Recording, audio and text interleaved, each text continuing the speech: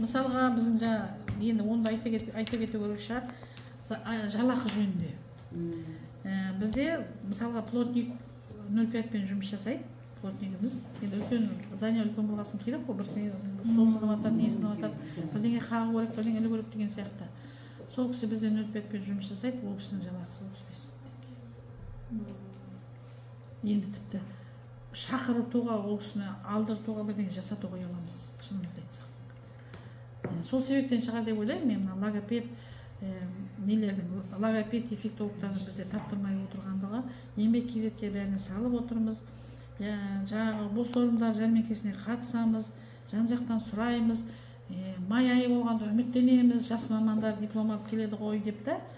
Сол кезде тыпырлап жүгіреміз, жан-жаққа бітіріп келіп жатқан адам бар ма, дефектолог бітіріп келіп жатқан адам бар ма, логопед бітіріп келіп жатқан мамандар бар ма деп. Бәрібір одан нәтиже жоқ. Болады, бізде келді, осы биыл жазда келді, бір-екі нелер, психологтар келіп кетіп, оған қуанып келіңіздер, медосмотрдан өтіп келіңіздер, сондай деп жұмыстың басын түсіндіріп жібереміз бе? Ол аралықта уже басқа жұмыста болады. Себебі мектептердің жалақысы көп қой деймін, сосын кейін хабарласса айтады, уже біз басқа жұмысқа кіріп қойдық дейді. Енді мен ойлаймын, уже майға дейін біздер ондай маман таба алмаймыз деймін. Оны точно таба алмаймыз. Майдың кезінде ғана бізде кішкене қозғалыс болады, и то жаңағыдаймен аяқталады. Логопед, психолог, дефектолог, сосын дәрігеріміз де жоқ. Дәрігерлер де жаңағыдай по совместительству жұмыс жасайды, тағы бір жерде жасайды, графикпенен поликлиникаға балдарды апарамыз. Кешке неден кейін, ана жұмысынан кейін келіп, балдарды қарап кетеді, назначениесін солай беріп кетеді, солай ғана жұмыс жасап отырмыз. И то онда тексерулер келгенде неге, ана жақта ол бір ставкамен жүр, ана жақта бірдеңемен жүр, сіздерде қалай жұмыс жасап жүр деген нелер болып жатады. Сондықтан біз тек қана олардың өздерінің несімен график құрып қана жұмыс жасайды. Көбейді, көп ақшаламыз дегенде мен 300 мың адам. Қазір. Стажыменен, көбейді, 2 жылдан бері кішкене қосылып тойып жатыр ғой. Сонда 300 мың. Қалай жұмыс жасап отырған, жаңа айтып отырмын ғой, по совместительству. Мысалы, басқа жерде жұмыс жасайтын невропатолог, басқа жерде жұмыс жасайтын физиотерапевт шақырамыз. По совместительству. Келеді, сосын назначениесін береді, сол бойынша жұмыс жасап отырмыз.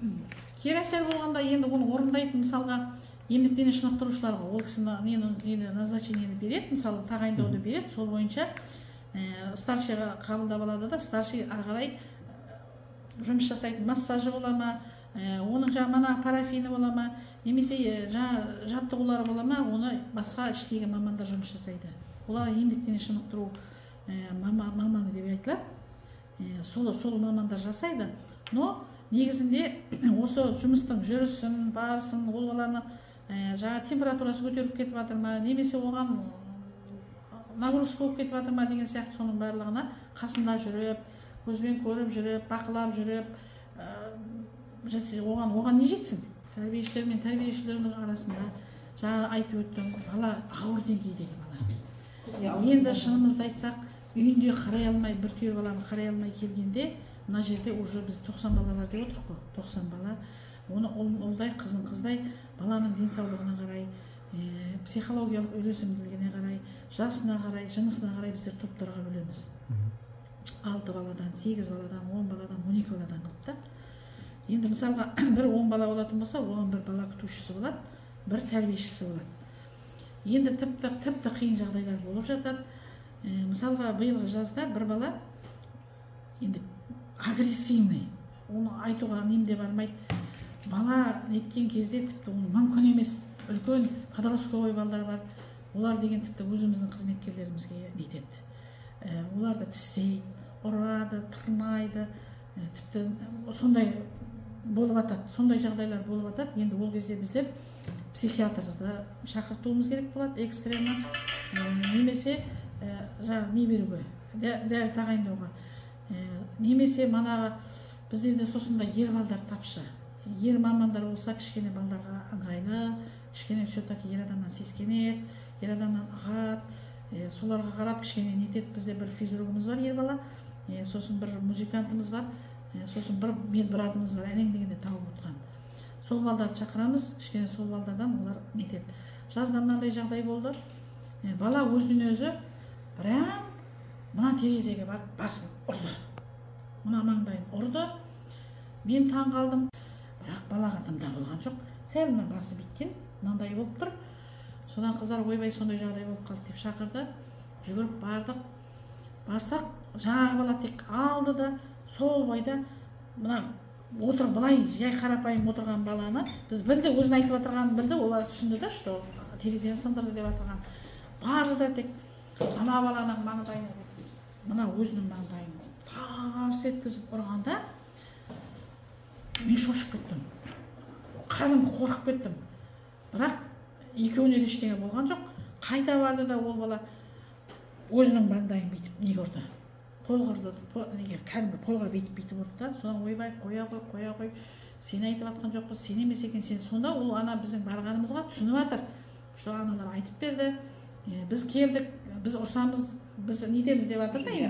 Иә, сол уже соған нетіп жатыр. Сондай қоя қой, ештеңе болған жоқ, анау деп сөйтіп нетіп жатырмыз ғой. Бұндай жағдайлар жиі болып тұрады. Даже қызметкерлерге де мысалға бірде болды, уборшы мына нені стенканы жуып отырғанда барып қолын істеп алады. Қыздар жүре береді енді, үйренген. Енді мана айтайын деп отырғаным, жаңа бала жағындай жағдай болғанда да мысалға бәрібір біз қызметкерді наказать етуіміз керек болады. Иә, екі қызметкерді наказать еттік. Сол күні мысалға жаңа бала күтушісі менен тәрбиешісін неттік. Оларға шара қолдандық. Сен қолданбасаң тағы болмайды.